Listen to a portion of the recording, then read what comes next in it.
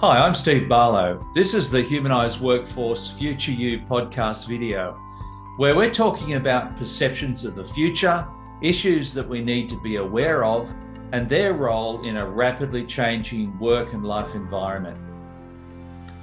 Hi, I'm Craig Saffin. The Humanised Workforce Future You podcast series is focused on the key factors evolving to create a more humanised workforce and how people from all walks of life are creating their future selves. So just looking outside the box and trying not to. In fact, I had a discussion with a professional yesterday who's helping people in a similar way, and just trying to get them to think differently about the profiles they want to advertise and the types of people they want to get into their organization. So I think as far as positioning workforces for the future, thinking outside the box, like you're saying, is very, very important. And it's interesting insight. Can we just move, what about, how is the DEI effort in Canada and in the industry you're working in? In Australia, I think it's fair to say that it's still trying to make inroads, and it's starting to become part of the language on a day-to-day. But how is it in Canada? In terms of DEI, I have recently shared a post which would really cover the benefits, because I want to talk about the positivity. Because the thing is, when you throw the negative stuff to people or the organizations, what happens is it piles up in their head and it creates more tension and more frustration rather than giving them a relief. Yes. So what I have chosen is to lay out all the benefits. What happens when the DEI is properly executed in any organization? It doesn't have to be healthcare, across any industry. So the recent post what I have made on LinkedIn about the 15 benefits of diversity, equity, and inclusion. The first one is it gives us a global outlook. When you have people from different races, like from India, from Philippines, from Scotland, from Germany, what happens is we bring different ideas to the table. So that really allows the leaders in the organization to make an informed decision based on the input that is provided by different types of races, different types of cultures. Right. And then it increases the creativity in the organization.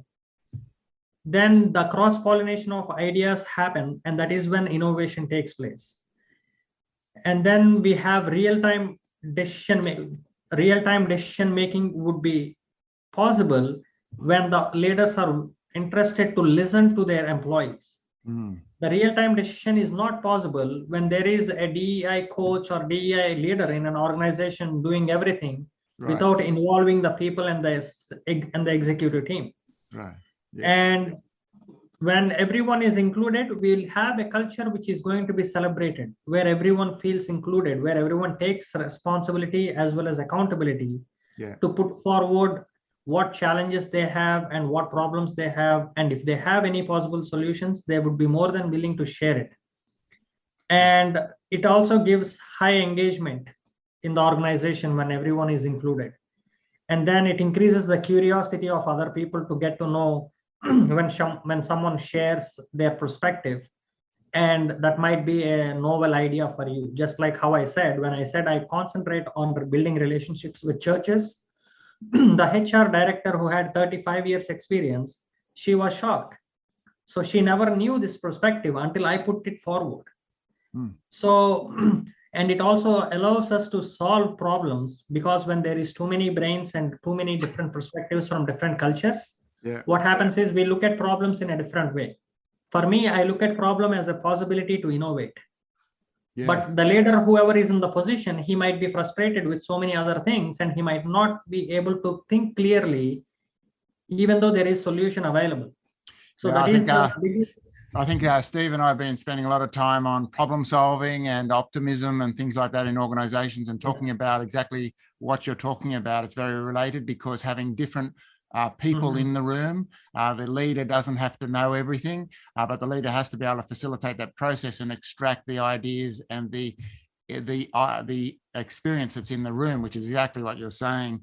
I think that the thing that came across, we interviewed a couple of people about diversity, equity, inclusion, And one of the things that came across is that maybe we have diversity and maybe we think we have equity, but we haven't yet achieved inclusion. Have you experienced that as well, where people have a bit of diversity in the organization, whether it's on gender or race or a few other things, or cultures, but they might even think they've got equity on paper anyway. But do you think that the inclusion piece is the most difficult?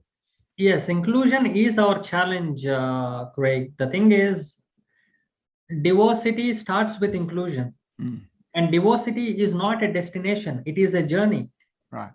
And it never ends.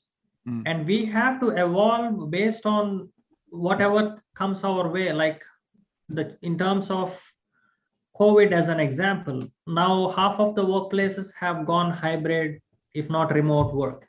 So everything that is going to it is going to change. Everything is changing, and we need to make ourselves and we need to position ourselves in such a way that we are receptive to change rather than to fight the change.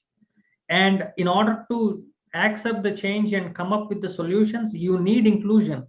You need your people to be on board. And without bringing people on board, there is no point of you hiring an Asian, a white, black, and a brown and calling it diversity. That is not diversity. That's right. Unless someone has a voice in the organization to contribute in every level, there is no diversity in any organization. It is just something what people are writing saying that our company has diversity. That is not true.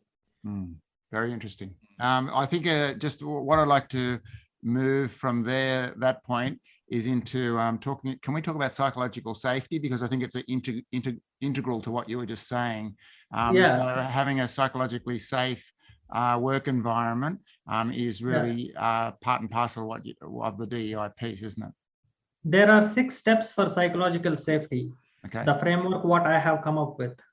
The first thing is being approachable. To give you an example, say you have kids, and you are an angry dad, and the kid has a problem. Do you think the kid is going to come and approach you? Because he knows that you're already angry all the time. So if you're not approachable, there is no way that your employees are going to come to you either to share the problems what they have or share the ideas that they have to solve the existing problems what we have.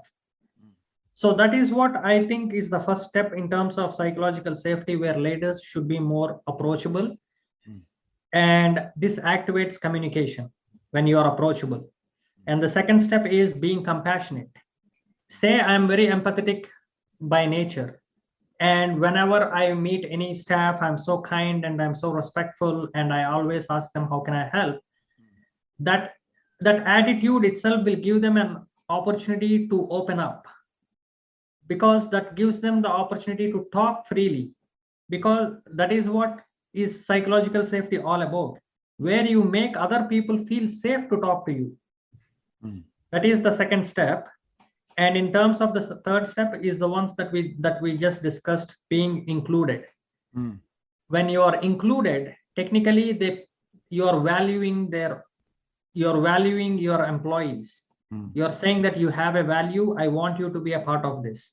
Whatever the objectives and goals might be, I want you to contribute, and I want you to have a seat at the table so that we all can come up with solutions and we can take this company to the new level. And the fourth step is being vulnerable. Like when I say vulnerable, I don't have to share about something which is too personal. Sure. Like even if I share something about, for example, when I say how I came to Canada and how many difficulties I had to face in my initial stages of life and how I ended up coming to this point, when I share this as a leader in my organization, it gives people an opportunity to relate to my story.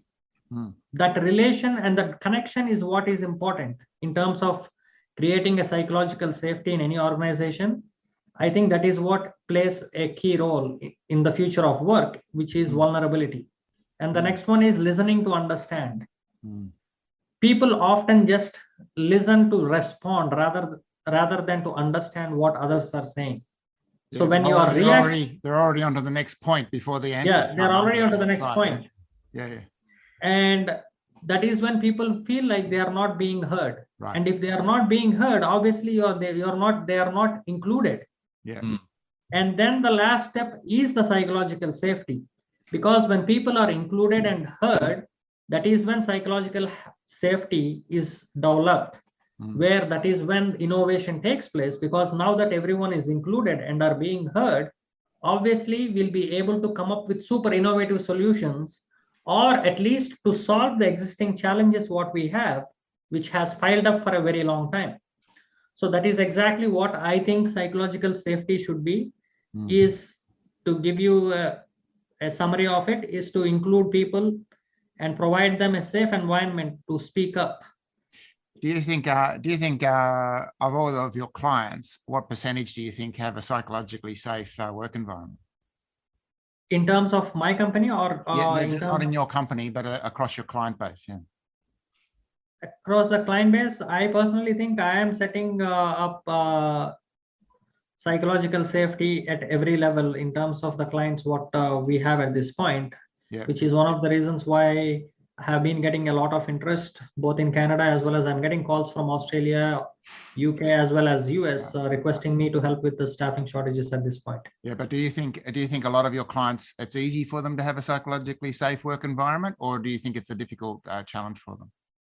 It is a challenge for most organizations at this point, especially in healthcare, because the burnout rates are sitting at 74.6% right now. Right. Okay. And that clearly says that the psychological safety is not existing in healthcare in any country at this point. Yeah. Whenever you've got high turnover or you've got a transient high turnover, turnover, burnout, and the great resignation is happening. That is also because of the lack of psychological safety as well. Seems to be an industry problem, because exactly what you've described is what we have in Australia as well at the moment. It's a huge problem. So, okay, that's been fascinating. Steve, are you interested in trying to pull that together, or what do you think? Yeah, some great points in there. Okay, so I'll just pull some of these points together, Praveen. Firstly, I'd say that it's about, you've talked about the idea of bringing people together to solve problems and to meet needs. And you've also talked about having a very clear focus in what you're doing. You seem to know exactly what it is that you're doing and exactly how you're trying to help people, and the kind of help that you're trying to provide, and the kind of people that you're trying to provide the help to. So there's a lesson there for all of us to be clear about these points.